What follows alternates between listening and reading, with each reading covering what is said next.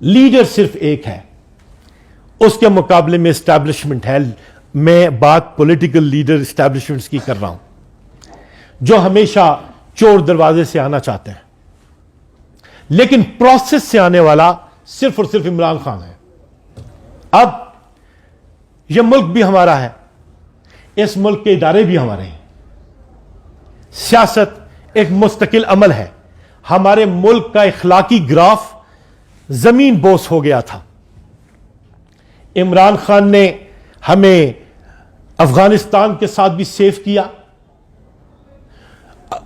عمران خان نے دنیا میں بھی بتایا کہ جناب ہم عزت اور وقار کے ساتھ چلیں گے.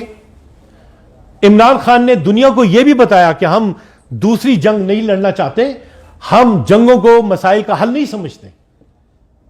انہوں نے جا کے جب توہین رسالت کا مسئلہ ہوا تو اقوام متحدہ میں بھی لیڈرشپ میسج دیا, اس لیے کہ پاکستان سبمسو تو ہو سکتا ہے, زیادہ سے زیادہ دوست تو بنا سکتا ہے, لیکن پاکستان کو ہمیشہ یہ یاد ہے کہ ہم ایک نیوکلیئر سٹیٹ ہیں. اسی لیے انڈیا کے ساتھ بھی ایک متوازن سلوک جو ہے اس کی بنیاد عمران خان نے رکھی. جب وہاں پہ طیارے میں سے گرنے والے جو ہے پائلٹ کو جو ہے انہوں نے اٹھا کے ابھینندن کو انہوں نے دیکھا کہ کس فقید المثال حالات میں کتنی گڈ جسچر میں انڈیا کے حوالے کیا, مذہبی ہم آہنگی کی فضا پیدا کی, یعنی وہ بیسک ایشوز جو موجود تھے ان پہ انہوں نے کام کیا. اکنامک فرنٹ پہ انہوں نے پالیسیز بنا دی. اس ملک میں پالیسی کا بننا تو ختم ہو گیا. کاروباری لوگوں نے اقتدار سنبھالا, سڑکیں بنائی, سریا پھینکا, کھاد بیچی, پیسہ کمایا, عیش کی, باہر بھیجا اور اپنے سارے مسکنی باہر رکھ دیے. عمران خان سب کچھ چھوڑ کے کہتا ہے کہ جینا بھی یہاں پہ, مرنا بھی یہاں پہ. تو پاکستانیت کی آنکھیں کھل گئی ہیں. اب پاکستان حقیقت میں کن گورننس کے ایشوز میں ہے, یہ ایشوز عمران خان نے آنکھ بھی دے دی عوام کو, کان بھی دے دیے ہیں اور انہوں نے زبان بھی دے دی ہے. لہذا اب پاکستان کے پاس ماں سوائے اس کی اور کوئی چوائس نہیں ہے کہ یہ آگے بڑھے گا شفاف جمہوری نظام کے نتیجے میں. ہم یہ بات واضح کریں کہ ڈائیلاگ کے عمل میں ہماری کسی سے بھی بات ہوگی یا ہو رہی ہے آج تک تو اس کا ایک ایجنڈا ہے الیکشنز. سب الیکشن سے بھاگتے رہے, سب الیکشن سے بھاگ رہے ہیں. صرف اور صرف ایک پارٹی واضح انداز میں کہہ رہی ہے کہ الیکشنز. اب تو خیر اس کی تائید میں ابھی لوگوں نے بات چیت شروع کر دی ہے, لیکن اس کے لیے ڈٹا ہوا عمران خان ہے جس کی پوری پولیٹیکل لیڈرشپس کو آپ لوگوں نے ڈال دیا ہے جیلوں میں, کیسز میں انوالو کر دیا ہے. لیکن ایک چیز وہ یہ ہے کہ الیکشنز کے لیے برابر کا ماحول دینا ضروری ہے. اس میں عدلیہ کا کردار بھی لازم ہو گیا ہے اور اس میں پولیٹیکل لیڈرشپس کا کردار بھی لازم ہو گیا ہے. لہذا جو ڈرامے اس انٹرم سیٹ اپ نے شروع کیے ہوئے ہیں, ہم انہیں تنبیہ کرتے ہیں کہ آئین اور قانون کے دائرہ کار میں آ جائیں. جمہوری پروسیس میں ہم آپ کو شکست فاش دیں گے, ہم الیکشن جیتیں گے اس لیے کہ ہمارے پاس پروگرام ہے.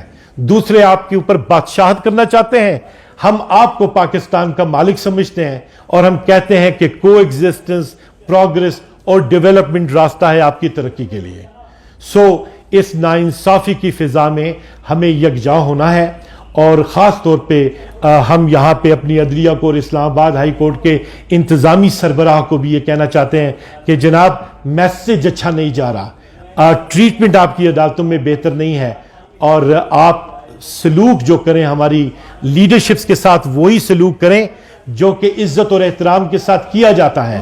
اور ایک جزوی بات, ہمارے ملک میں یہ تاریخ رہی ہے کہ جس نے بھی ملک کی خدمت کی ہے, چاہے وہ قدیر خان ہو, چاہے اس طرح کے دیگر مقتدر لیڈرز, ذوالفقار علی بھٹو کو تو پھانسی پہ لٹکا دیا. جو ٹریٹمنٹ آپ یہاں پہ ان لوگوں کے ساتھ کرتے ہیں جو کہ پاکستان کو آگے لے جانے والے ہیں, اس روایت کے ختم ہونے کا وقت آ گیا ہے اور یہ آگہی عمران خان نے دی ہے. سب سے کلیدی کردار آپ کو میں آج یہ بتاؤں کہ یہ بات ڈسکس ہوئی تھی اصغر خان کیس میں، اصغر خان بنام مرزا اسلم بیگ کے کیس میں، اور اس میں ایک جگہ پہ یہ مقام بھی آیا کہ کہا گیا کہ لوگ کہتے ہیں کہ 3 پلرز ہوتے ہیں کسی بھی ریاست کے، 4 ایگزیکٹو، جوڈیشری اور لیجسلیچر، لیکن سپریم کورٹ کی جسٹس نے یہ کہا کہ نہیں، ایک چوتھا پلر بھی ہے، اور وہ چوتھا پلر ہے صحافت، میڈیا۔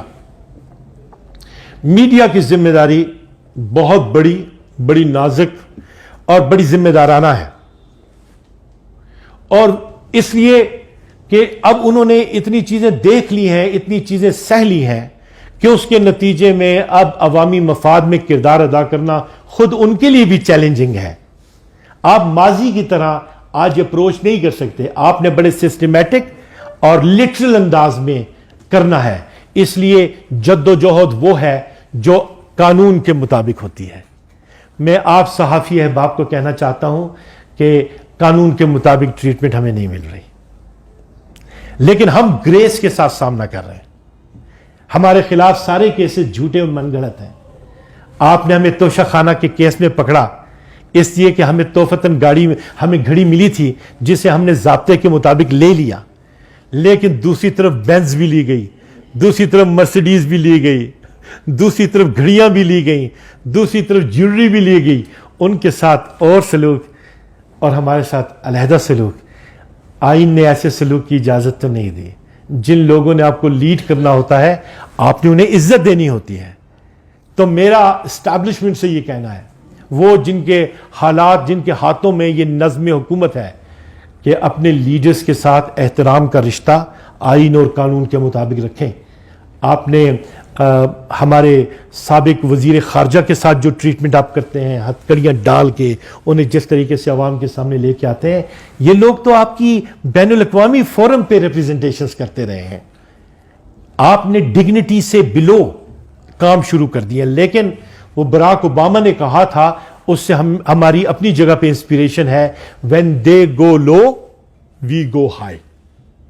یہ لوگ جو نچلے پن پہ اور اتنے گر گئے ہیں، اتنی گراوٹ کے ساتھ کام کر رہے ہیں، ہم نے گرنا نہیں ہے بلکہ ہم نے اور بہتری کے ساتھ، عزت اور وقار کے ساتھ آگے بڑھنا ہے، اور وہ ہم بڑھ رہے ہیں۔ یہ پاکستان کی تاریخ میں پہلی مرتبہ ہو رہا ہے۔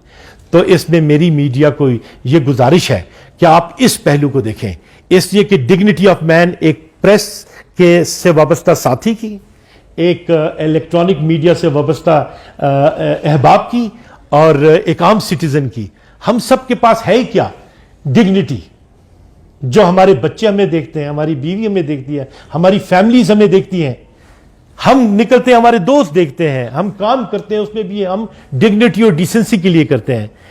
انہوں نے ڈیسنسی کے لیے کوئی ماحول نہیں چھوڑا ہوا، ڈگنیٹی کو ابیوز کر رہے ہیں، اور یہ ہمارا اور آپ کا مشترکہ مسئلہ ہے۔